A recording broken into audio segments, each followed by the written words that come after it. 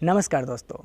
Pandemic के इस period में, कोरोना के इस काल में, दिल दहला देने वाली खबरों के बीच में, बेहद निराश कर देने वाली खबरों के बीच में अगर छोटी छोटी खुशखबरियां हमें मिलती रहें तो जीवन जीने का हौसला बना रहता है, आगे काम करने का हौसला बना रहता है, अपने लिए और समाज के लिए सेवा देने का, अपना फ़र्ज़ निभाने का हौसला बना रहता है।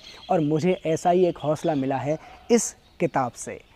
दर्शन शास्त्र पर लिखी गई ये किताब जो रंगनायकम्मा जी द्वारा तेलुगु में मूल रूप से लिखी गई है, उसके अंग्रेज़ी वर्ज़न को मैंने हिंदी में रूपांतरित किया है और अब ये किताब पाठकों के लिए उपलब्ध है। जो लोग ये समझना चाहते हैं कि फ़िलॉसफ़ी क्या है, दर्शन शास्त्र क्या है, जो ये समझना चाहते हैं कि इस दुनिया में विचार कहाँ से आते हैं, किस तरह के विचार समाज में प्रसारित होते हैं, किस तरीके के विचारों के आधार पर समाज आगे बढ़ता है और कैसे ये समाज आगे रूपांतरित होता चला जाएगा, उन्हें ये किताब ज़रूर पढ़नी चाहिए। इस किताब में ईसा पूर्व के दार्शनिकों के दर्शन से लेकर समाज के, दुनिया के अब तक के सबसे आधुनिकतम दर्शन के बारे में संक्षेप में बातें लिखी गई हैं।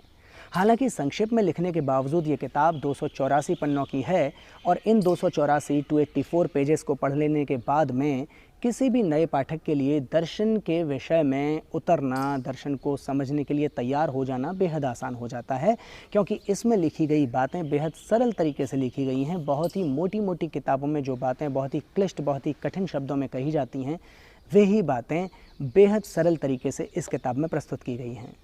दर्शन के, समाज के इतिहास को जो लोग समझना चाहते हैं, जो लोग भाववाद को समझना चाहते हैं और उससे भी आगे बढ़कर जो लोग भौतिकवाद को समझना चाहते हैं, मार्क्सवाद को समझना चाहते हैं, समाजवाद, साम्यवाद के अंतर को समझना चाहते हैं, दुनिया के भविष्य को समझना चाहते हैं, किस तरह की दुनिया आगे जाकर बनने वाली है ये समझना चाहते हैं, उन्हें ये किताब ज़रूर पढ़नी चाहिए।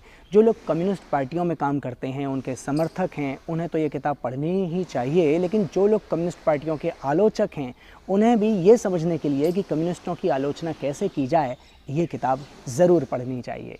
इस किताब को स्वीट होम पब्लिकेशंस हैदराबाद की तरफ से प्रकाशित किया गया है और शहीद भगत सिंह बुक सेंटर लुधियाना, जिनका एड्रेस मैं यहाँ नीचे दे रहा हूँ, उनके द्वारा इसको वितरित किया जा रहा है।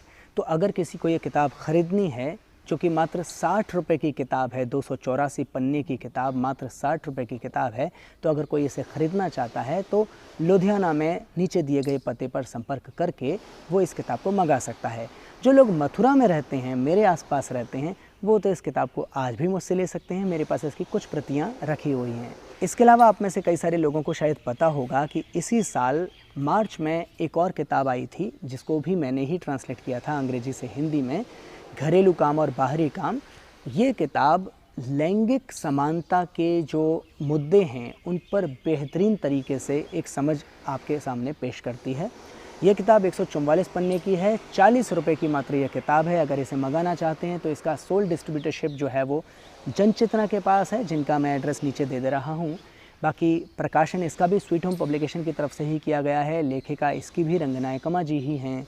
और मथुरा में तो जो लोग मेरे पास रहते हैं वो इस किताब को मुझसे प्राप्त कर सकते हैं। अब ये मेरे पास में बस 2-4 ही किताबें बाकी बची हुई हैं, यानी कुल मिलाकर सिर्फ 100 रुपया देकर आप ये दोनों किताबें हासिल कर सकते हैं। एक वो किताब जो लैंगिक समानता के लिए आर्थिक आधार को बहुत ही विस्तृत तरीके से आपके सामने पेश करती है, और दूसरी किताब जो दर्शन शास्त्र पर लिखी गई है। दोनों ही किताबें मात्र 100 रुपये में आप प्राप्त कर सकते हैं। प्राप्त करने के लिए आप जो मैंने पते दिए हैं उन पर संपर्क कर सकते हैं। मैं डिस्क्रिप्शन बॉक्स में भी उन दोनों एड्रेसेस को एक बार दोबारा से मेंशन कर देता हूं। और फिर मैंने कहा कि जो लोग मेरे पास रहते हैं वो तो इसे मुझसे ले ही सकते हैं। शुक्रिया।